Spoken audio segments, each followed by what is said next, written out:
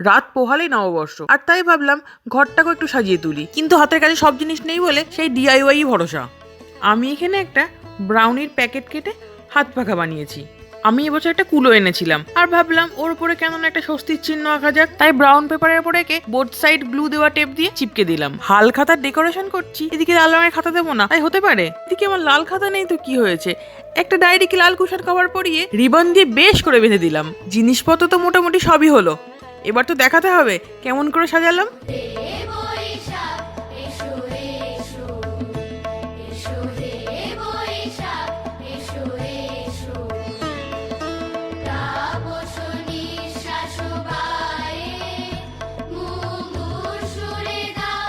আগামীকাল কিন্তু আমরাও এখানে নববর্ষ পালন করছি, আর তার ভিডিওটা খুব শিগগিরই আমি চ্যানেলে দেবো। আর দেখতে হলে কিন্তু চ্যানেলটি অবশ্যই সাবস্ক্রাইব করতে হবে। আর আমার ডেকোরেশনটা কেমন হলো অবশ্যই কিন্তু কমেন্ট করে জানাবেন।